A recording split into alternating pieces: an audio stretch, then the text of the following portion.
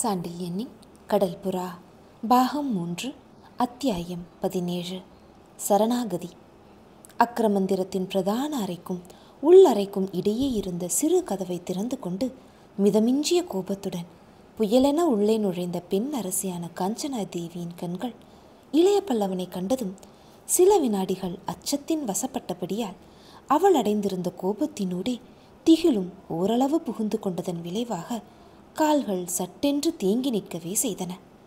இளைய பல்லவன் முகத்தில் அன்று வரை தான் காணாத கோபத்தின் ஜுவாலை கொழுந்து விட்டு எரிந்து கொண்டிருந்ததையும், தான் உள்ளே நுழைந்ததும் காதல் அம்சம் என்பதும் சிறிதும் இல்லாத கடுமையான கண்கள் தன் கண்களை வெட்டி விடுவன போல் சந்தித்ததையும் பார்த்த காஞ்சனா தேவி சில வினாடிகள் பிரமித்தே போனாள்.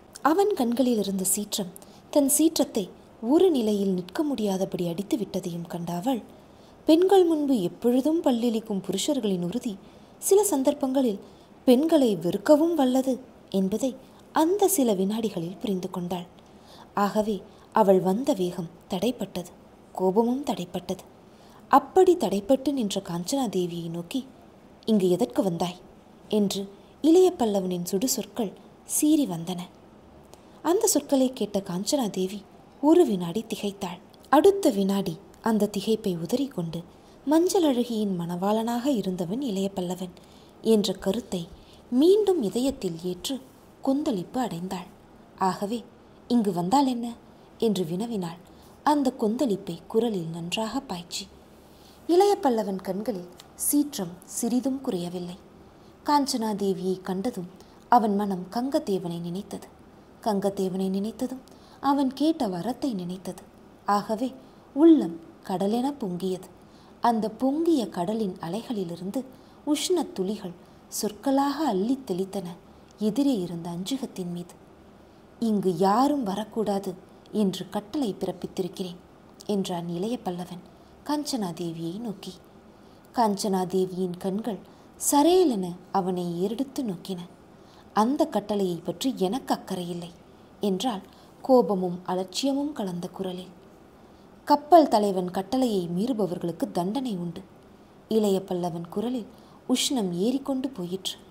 தெரியும் எனக்கு என்றாள் காஞ்சனா தேவி. தெரிந்துமா வந்தாய் கேட்டான் இளைய பல்லவன். ஆம் என்றாள் காஞ்சனா தேவி. நான் தனிமையை விரும்புகிறேன் என்றான் இளைய பல்லவன். யாரிடமிருந்து சட்டென கேட்டாள் காஞ்சனா தேவி. எல்லோரிடமிருந்தும் என்றான் இளைய பல்லவன். இல்லை, என்னிடமிருந்து என்றாள் காஞ்சனா தேவி. இதை கேட்டதும் இளைய பல்லவனின் கண்கள் விசித்திர பார்வையொன்றை அவள் மீது வீசின. என்ன உளறுகிறாய் என்று வினவினான் அவன் குரலில் சிறிது குழப்பத்துடன். உளற எனக்கு தலையில் அடியும் இல்லை, காய்ச்சலும் இல்லை என்றாள் காஞ்சனா தேவி. மீண்டும் உள்ளத்தில் உஷ்ணம் ஏறியதால் சொற்களிலும் சூடு ஒலிக்க. உன் சிறிய தகப்பனுக்கு இருக்கிறது என்றான் இளைய பல்லவன்.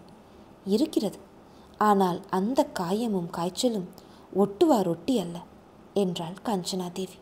அப்படியா என கேட்டான் இளைய பல்லவன். ஆமாம் ஆமாம் என்றாள் காஞ்சனா தேவி. 2 தடவை வந்த ஆமாமில் குரோதம் பொங்கி வந்து கொண்டிருந்ததை இளைய பல்லவன் கவனித்தான். அந்த குரோத சொற்கள் உதிர்ந்த போது உதடுகள் துடித்ததையும் கண்டான். துடித்த போது அந்த உதடுகள் இருந்த அழகையும் கண்டான். அந்த அழகிய உதடுகளை விரும்பும் கங்கதேவனை எண்ணினான் அந்த தருணத்தில்.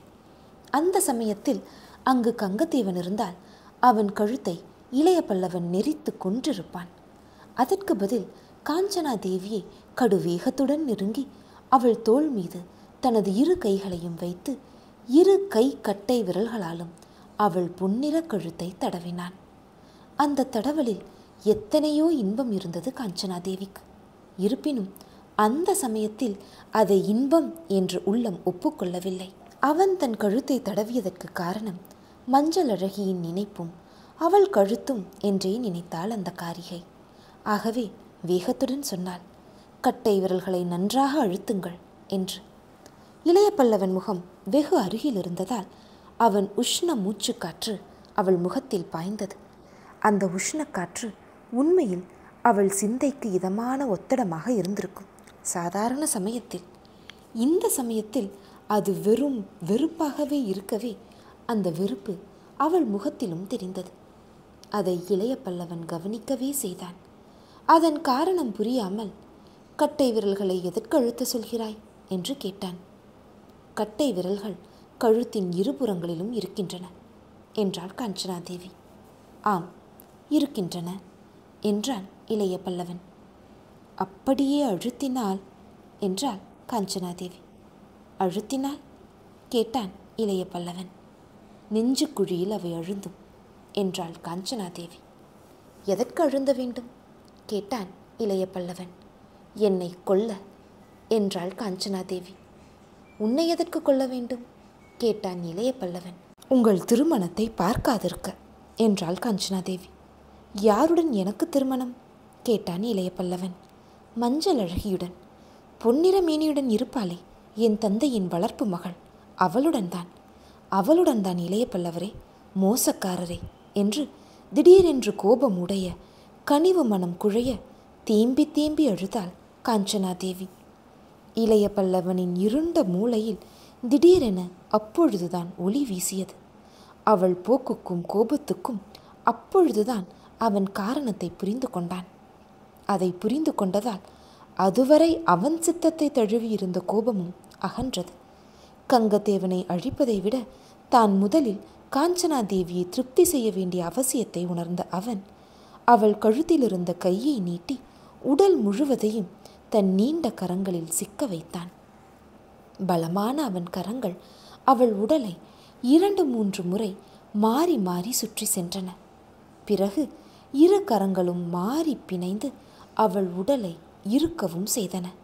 அந்த கரங்களின் வேகத்தையும் அவற்றின் இறுக்கத்தின் விளைவாக தன் உடல் அவன் உடலுடன் நெருங்குவதையும் புரிந்து கொண்ட காஞ்சனாதேவி ஒரு வினாடி பரவசப்பட்டாலும் அடுத்த வினாடி அந்த பரவசம் வெறுப்பாக மாறவே கூவினாள். விடுங்கள் என்னை என்று. அவன் விடவில்லை. அவளை இறுக்கி அணைத்தபடியே அருகிலிருந்த மஞ்சத்துக்கு இழுத்து சென்று தான் மட்டும் அதில் உட்கார்ந்து கொண்டு அவளை எதிரே நிற்க வைத்தான். அந்த நிலை அவளுக்கு பெரும் சங்கடமாயிருந்தது. அதிலிருந்து விலக சற்று திமிரினாள். ஆனால் அந்த இரும்பு கரங்கள் விடவில்லை அவளை. அந்த பிடிப்புடன் கேட்டான் இளைய பல்லவன். மஞ்சள் அழகியை நான் மனம் செய்து கொள்ளப் போவதாக யார் சொன்னது என்று. யார் சொன்னால் என்ன, உண்மை உண்மைதானே என்றாள் காஞ்சனாதேவி கோபத்தால் உதடுகள் துடிக்க. உண்மை உண்மைதான். ஆனால் சொன்னவர்கள் முழு உண்மையையும் சொல்லி இருக்கிறார்களா என்பதுதான் கேள்வி என்றான் இளைய பல்லவன். முழு உண்மையை சொல்லாமல் பாதி உண்மையை சொல்வார்களா கேட்டாள் காஞ்சனாதேவி. ஏன் சொல்லக்கூடாது கேட்டான் இளைய பல்லவன். எதிரிகள் சொல்லலாம், நண்பர்கள் சொல்ல மாட்டார்கள் என்றாள் காஞ்சனாதேவி. ஏன் சொல்ல மாட்டார்கள்? உன்னிடம் எனது நண்பர்களில் ஒருவர்தான் சொன்னாராக்கும் என கேட்டான் இளைய பல்லவன். ஆம், நீங்கள் மஞ்சள் அழகியை திருமணம் செய்து கொள்ள ஒப்புக்கொண்டதாக சொன்னார் என்றாள் காஞ்சனாதேவி. அப்படியானால் திருமணம் ஏன் நடக்கவில்லையாம்? பெண் ஒப்புக்கொள்ளவில்லையா? இளைய பல்லவன் கேள்வியில் ஏளனத்தின் ஒளி இருந்தது. அதை காஞ்சனாதேவி கவனித்தாள். அவளும் ஏளனத்துடனேயே பதில் சொன்னாள்.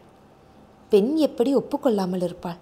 ஒரு கட்டழகரை கைப்பிடிக்க, அதுவும் தமிழகத்தின் மகாவீரரை என்று.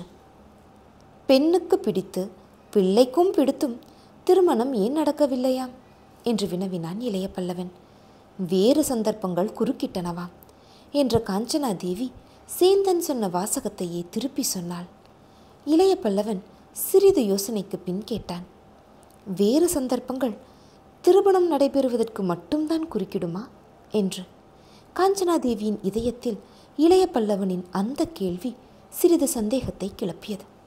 அந்த சந்தேகம் குரலில் ஒலிக்க, வேறு எதற்கு குறுக்கிடும் என்று கேட்டாள். இளைய பல்லவன் பதில் நிதானமாகவும் திடமாகவும் கேள்வி ரூபத்தில் எழுந்தது. திருமணத்திற்கு ஒப்புக்கொள்வதற்கே சந்தர்ப்பங்கள் வழிவகுக்க கூடாதா என்று வினவினான் அவன். காஞ்சனாதேவி வகுக்கலாம் என்றாள். காஞ்சனாதேவி என்று அழைத்தான் இளைய பல்லவன். அதற்கு பிறகு சற்று உறுதியான குரலில், பதில் அந்த ஒளி மட்டும்தான். இருப்பினும் அதில் சற்றே மாறுதல் இருந்தது. இதயம் சற்று கனிந்ததற்கான அடையாளம் இருந்தது. அதை கவனித்த இளைய பல்லவன் மிகுந்த நிதானத்துடன் வார்த்தைகளை உதிர்த்தான். காஞ்சனா, மஞ்சள் அழகியை பற்றி உன்னிடம் நான் ஏற்கனவே சொல்லியிருக்கிறேன் என்று கூறினான் அவன். இல்லை, சொல்லவில்லை. கண்டிப்புடன் வந்தது அவள் பதில். நேரில் சொல்லவில்லை என்றான் இளைய பல்லவன். பின் எப்படி சொன்னீர்கள் கேட்டாள் காஞ்சனாதேவி. உன் காதுபட சொன்னேன் என்றான் இளைய பல்லவன். எப்பொழுது கேட்டாள் காஞ்சனாதேவி. கங்கதேவன் உன் அறை வாயிற்படியில் நின்ற பொழுது உன்னை காட்டித்தான் பலவர்மன் பெண் மஞ்சளழகி என்று அவரிடம் சொன்னேன் என்றான் இளைய பல்லவன். காஞ்சனாதேவி ஒரு வினாடி யோசித்தாள். அந்த பெயர் காதில் விழுந்தது அவளுக்கு நினைப்பில் இருந்தது. உள் அறையில் நுழையாத கங்கதேவன் வாயிற்படிக்கு வெளியே நின்றபடியே பலவர்மனை உற்று பார்த்ததையும் அவனை பற்றி ஏதோ கேட்டதையும் அவள் கவனித்திருந்தாள். கங்கதேவன் வரவாலும் அவன் தன்னை உற்று உற்று பார்த்ததாலும் வெட்கி தலைகுனிந்து விட்ட தனக்கு இளைய பல்லவன் கங்கதேவனிடம் கூறிய சொற்கள் அரை குறையாகவே காதில் விழுந்ததை அவள் உணர்ந்து கொண்டாள். அந்த சொற்களில் பலவர்மன் வளர்ப்பு பெண், மஞ்சள் அழகி என்று சில சொற்கள் காதில் விழுந்ததும் கங்கதேவனை ஏமாற்றுவதற்காக இளைய பல்லவன் ஏதோ சொல்கிறான் என்று அவள் நினைத்திருந்தாள். அதை பற்றி அவள் அத்தனை உறுதியாக எண்ணி பார்க்காததால் கூலவாணிகன் சொற்கள் அவளை உக்கிர நிலைக்கு கொண்டு போயின. அந்த உக்கிரத்திலிருந்து இளைய பல்லவன் விளக்கத்தால் மெல்ல மெல்ல மீளவே அவள் மௌனம் சாதித்தாள். அதுவரை இளைய பல்லவன் கைகளிலிருந்து திமிரிய அவள் திமிரலை லேசாக நிறுத்தவும் செய்தாள். அந்த மாறுதலை கவனித்த இளைய பல்லவன் ஓரளவு சாந்தி அடைந்தான். இருப்பினும் அவள் இதயத்தில் இருந்த சந்தேகத்தை அடியோடு அகற்ற கேட்டான். இப்பொழுது நினைப்புக்கு வருகிறதா நான் மஞ்சளழகியை பற்றி கூறியது என்று? ஆம், அப்படி ஏதோ சொன்னீர்கள் என்றாள் காஞ்சனாதேவி. ஏதோ என்றால் நான் சொன்னது தெளிவாக கேட்கவில்லையா உனக்கு என்றான் இளைய பல்லவன். இல்லை என்றாள் காஞ்சனாதேவி. ஏன் என கேட்டான் இளைய பல்லவன். நான் கவனிக்கவில்லை என்றாள் காஞ்சனாதேவி. ஏன் கவனிக்கவில்லை கேட்டான் இளைய பல்லவன். அவன் என்னை உற்று உற்று பார்த்தான். இதற்கு மேல் காஞ்சனாதேவி பேசவில்லை. அவள் மூச்சு சாதாரணமாக வந்து கொண்டிருந்தது. அதுவரை இதயத்தில் இருந்த புயல் அடங்கிக் கொண்டிருப்பதை உணர்ந்து கொண்ட இளைய பல்லவன் உள்ளே கொஞ்ச நஞ்சமும் இருந்த புயலையும் வெளியே விரட்ட அவள் பூ உடலை வலிக்கும்படி இறுக்கினான். காஞ்சனாதேவியின் உடல் அந்த இரும்பு கரங்களின் இறுக்கலில் பெரிதும் வலித்தது. வலியில் வேதனை இருந்தது. வேதனையில் சுகம் பெரிதும் கலந்திருந்தது. அந்த வேதனை எத்தனை அவசியம் என்பதை அந்த பெண் அந்த சில வினாடிகளில் உணர்ந்தாள். அந்த வேதனையை அதிகப்படுத்த இளைய பல்லவன் அவள் காதுக்கருகில் உதடுகளை கொண்டு போய் காஞ்சனா என்று இன்பமாக அழைத்தான். ஏன் என்றாள் அவளும் ரகசியமாக. அந்த ஏனை சொன்னபோது தனக்கிருந்த பலவீனத்தை அவள் நன்றாக உணர்ந்தாள். புருஷர்கள் கையில் சிக்கும்போது பெண்ணுக்கு எத்தனை கோபம் இருந்தும் ஏன் பறந்து விடுகிறது? எத்தனை பலவீனம் இந்த பெண் ஜென்மம் என்று தன் வர்க்கத்தை கண்டித்தாள். அந்த கண்டனத்திலும் தன் இனத்தின் பலவீனத்தை உணர்ந்ததிலும் கூட ஓர் இன்பம் இருந்தது அவளுக்கு. இளைய பல்லவன் மேலும் தேனொழுக பேசினான். காஞ்சனா, வாழ்வு இன்புற எது தேவை தெரியுமா என்று கேட்டான். எதுவாம் என்றாள் காஞ்சனாதேவி. நம்பிக்கை என்றான் இளைய பல்லவன். தேவைதான் என்றாள் காஞ்சனாதேவி. அதை நம் இருவரில் ஒருவர் இழந்தாலும் என்றான் இளைய பல்லவன். வாழ்வு நாசப்பட்டுவிடும் என முடித்தாள் காஞ்சனாதேவி. ஆம், எதனால் தெரியுமா கேட்டான் இளைய பல்லவன். எதனால் என கேட்டாள் காஞ்சனாதேவி. நம் இருவரை பிரிக்கும் சக்தி பிறருக்கு கிடையாது, ஆனால் நமக்குண்டு என்றான் இளைய பல்லவன். நமக்கா என கேட்டாள் காஞ்சனாதேவி. ஆம், பரஸ்பர அவநம்பிக்கையால் நாம் பிரியலாம் என்றான் இளைய பல்லவன். உண்மைதான். ஆனால் ஒருவர் அதிகமாக நம்பி இன்னொருவர் துரோகம் செய்தால் கேட்டாள் காஞ்சனாதேவி. விளைவு விபரீதம் காஞ்சனா. ஆனால் அதைவிட விபரீதம் நம்பிக்கையின்மையால் இருவர் தங்கள் வாழ்வை தாங்களே நாசம் செய்து கொள்வது. உண்மைதான் நம் இருவரையும் உறுதிப்படுத்தி ஒன்றுபட்டிருக்க செய்ய முடியும். நம்பிக்கைக்கு உண்மை அஸ்திவாரம் என்றான் இளைய பல்லவன். காஞ்சனா தேவியின் உடல் அவனை நோக்கி தானாகவே நெருங்கியது. அப்படியானால் உண்மையை சொல்லுங்கள். நீங்கள் அந்த மஞ்சள் அழகியை காதலித்தது உண்டா இல்லையா என்று கேட்டாள் அவள். இளைய பல்லவன் பொய் சொல்ல மறுத்தான். காதலித்ததாக நான் நினைத்தது உண்டு. நாட்டிலிருந்து தொலைதூரம் வந்தேன். அபலை ஒருத்தியை பார்த்தேன். அவளிருந்த சூழ்நிலையை கண்டேன். அவள் தாயற்றவள், தந்தை இன்னார் என்று அறியாதவள். அந்த நிலையில் அனுதாபம் மூண்டெழுந்தது. அவளை காட்டி என்னை அழிக்க திட்டமிட்டான் பலவர்மன். அதற்காக பல நாடகங்கள் ஆடினேன். அந்த நாடகங்களின் குறுக்கே பலமுறை வந்தாள் அந்த அபலை. அவள் இதய தாபம் என் இதயத்தில் அனுதாபமாக வடிந்தது. அதை காதல் என்று கூட நினைத்தேன் ஒரு சமயம். ஆனால் உன்னை கண்டதும் புரிந்து கொண்டேன், அது காதல் அல்ல, அனுதாபம்தான் என்று. புரிந்து கொண்டாயா காஞ்சனா?